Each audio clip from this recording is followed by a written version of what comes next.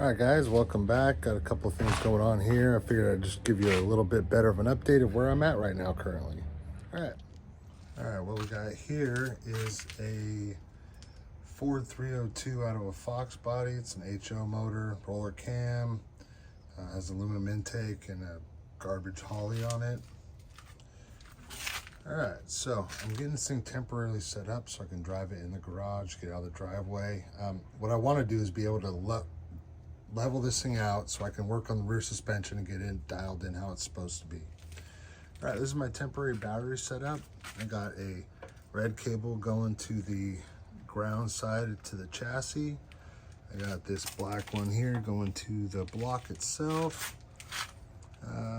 These ones are pinched in here because I couldn't find a damn marine terminal in my pile of junk, so I did that. So none of this is permanent. This is just a temporary measure.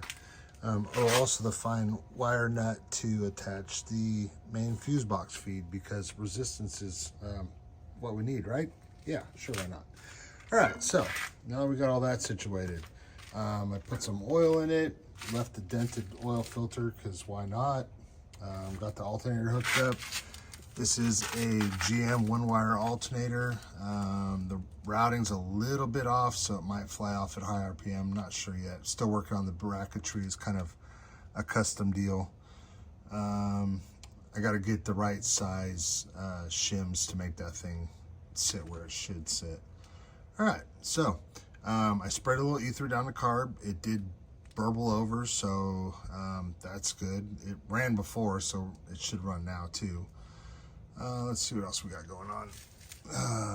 Other things I've noticed is this oil cap.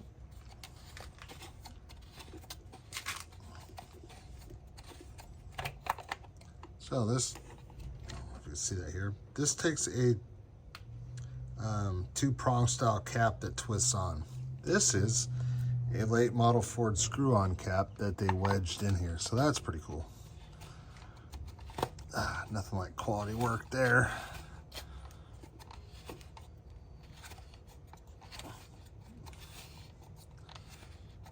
Doesn't even ratchet down. All right, so I got my plug wires temporarily set up. You can see here the headers right here where I dented those. Why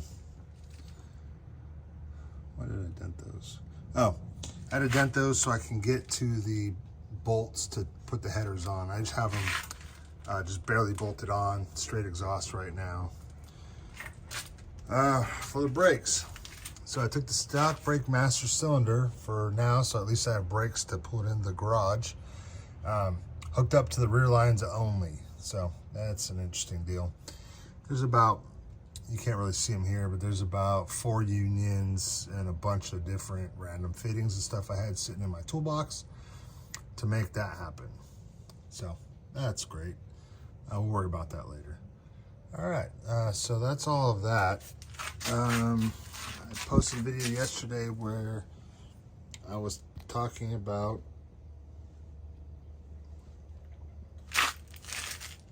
my cross member for the transmission. So this is what I ended up with.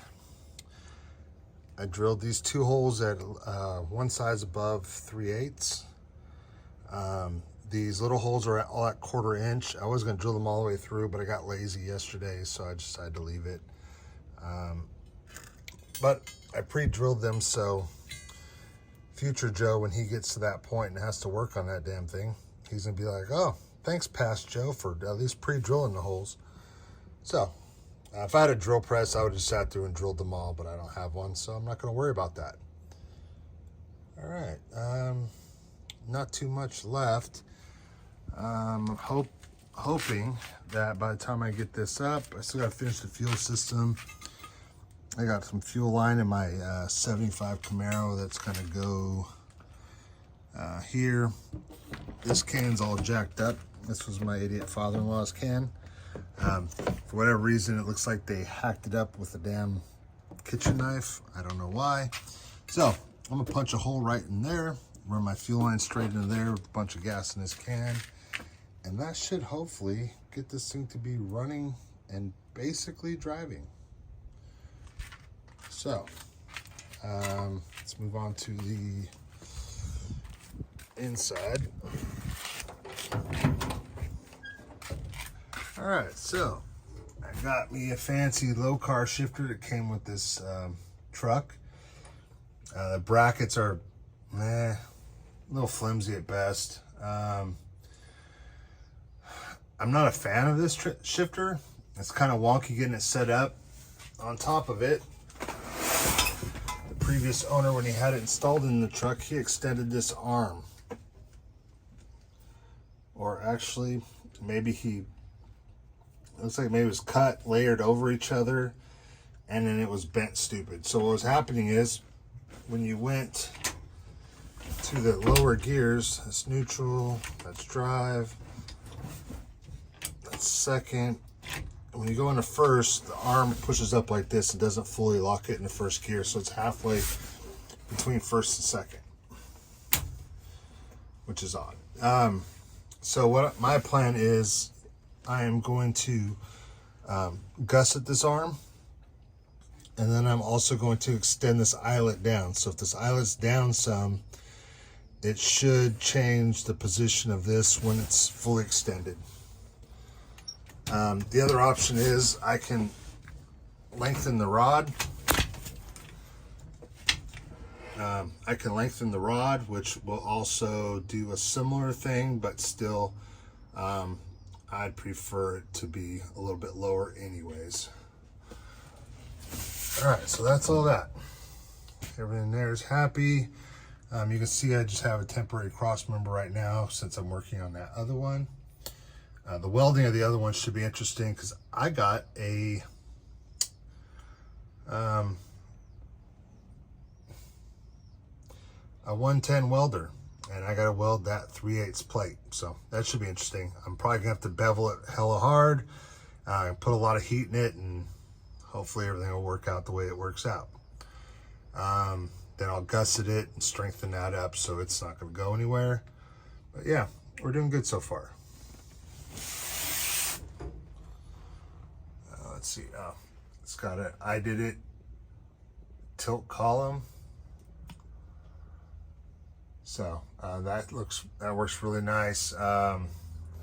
It's just still temporarily mocked up. And then for brakes, I have this left over from a rat rod project, which is under the floor mounted to the frame master cylinder mount. So once I switch to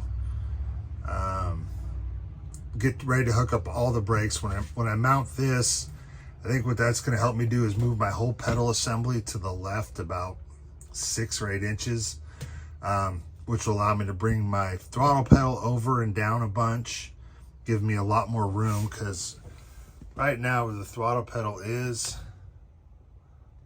let's see if I can get this thing, still working on this gimbal. All right, so where my throttle pedal is here in blue, I don't know why he painted it blue, but blue is his favorite color apparently. All right, so the way that is, you're almost sitting on the transmission hump with your foot, which is uncomfortable. The brake pedal height is really high, so when you go to transition from from gas to brake or brake to gas, you don't have that. You have to pick your knee up to almost hitting the steering wheel and then coming back down. I don't like that, so I want everything to be moved over some. Also, so my driving position will be a little bit more comfortable. You're not really sitting crooked in the truck. Because if you look in here, it looks like it here, but there's not a lot of room. I'm 5'9", and my legs are cramped driving this thing.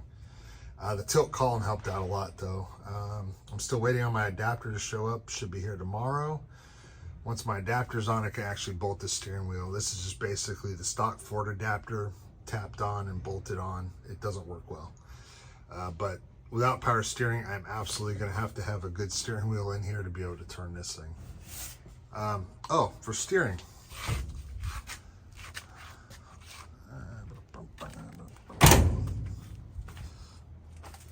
So, this truck currently has a power steering box. Since I want this thing to be more no prep or kind of a drag style truck, I don't need a power steering box. Plus, Getting the power steering pump on here and the hoses made and all that shit is going to be nonsense. I'm not doing that. So what we're going to do is this steering box is coming off. My 75 Camaro has a manual steering box. So what we're going to do is we're going to just do a trade. I'm going to put the manual steering box in this power steering box in the Camaro.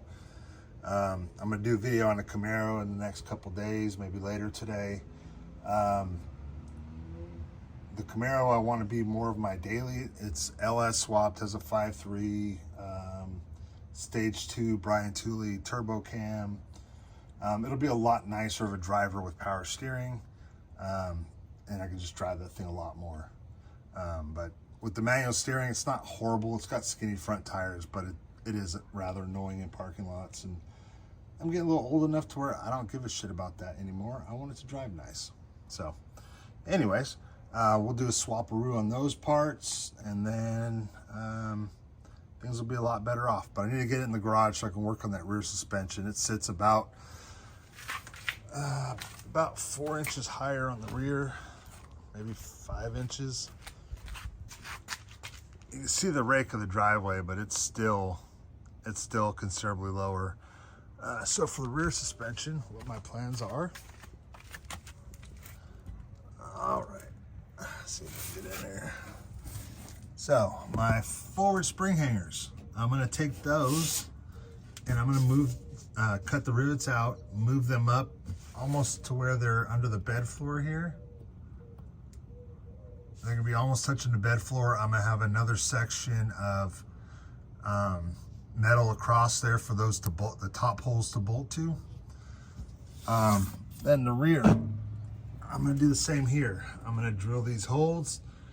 The bottom bolts will almost be in the top holes. I'll build a bracket on top for those, the top bolt holes to go in.